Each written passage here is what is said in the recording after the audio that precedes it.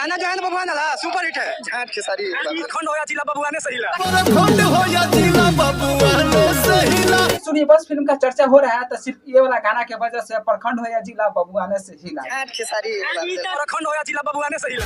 खंड होया जिला बबुआ ने सहीला। हाँ, ये वाला गाना से हो रहा है चर्चा और बहुत सारे लोग कह रहे हैं कि ये गाना जातिवाद बात है। गाना तो जातिवाद है ये बात, लेकिन पूरा फिल्म ही जातिवाद भाई। ये गाना की वजह से पूरा फिल्म जातिवाद हो गई। मेरे वजूद को सहारों की आदत नहीं।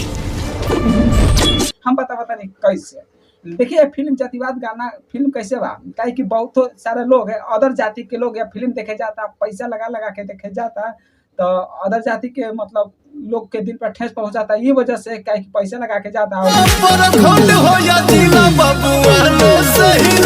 जब ये वाला गाना बजाता तब बबुआ लोग खूब चिल्लाता, खूब ज्यादा खुश होता और अदर जाति के लोग पर दिल पर ठेस पहुंचाता। पहुंची कि ना रहुए लोग कमेंट करके जरूर बताएं। लेकिन हम बता नहीं ये गाना के बारे में।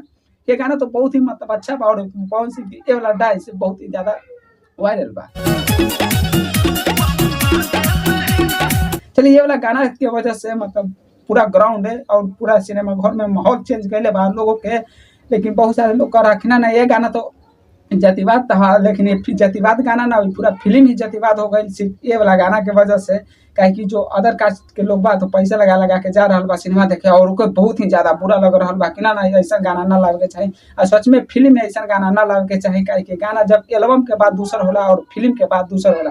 एल्बम में रहेला कि मोबाइल में लोग सुने जरा मन करेला जो सुनेला और न जरा मन करेला ना सुनेला। लेकिन फिल्म रहेला कि जो पैसा लगा कर जाला सिनेमा घर में देखेला तो ओकर पैसा बेकार हो जा रहा बा अदर जाति के लोग। लेकिन जो बबुआन लोग बा ओकर तो पैसा वसूल हो जाता फिल्म देख के कि ना बबुआन के मतलब बड़ाई कर गई बा।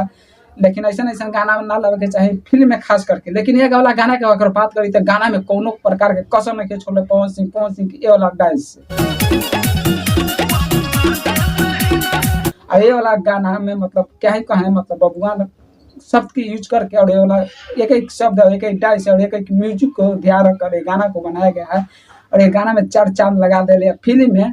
तो सिर्फ ये वाला गाना की वजह से ये वाला गाना हिट फिल्म भाई ये वाला हिट है तो सिर्फ ये वाला गाना के वजह से।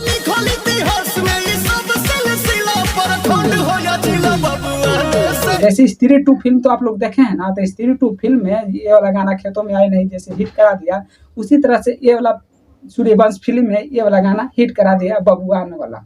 जी दार वो लोग पवन सिंह के बारे में क्या कहना चाहते हैं, जे मन में आए जो कमेंट बॉक्स में जरूर भरते हैं। लेकिन वीडियो को लाइक नहीं किए तो वीडियो को लाइक कीजिए। वीडियो को देखने के लिए आप सभी को बहुत बहुत धन्यवाद।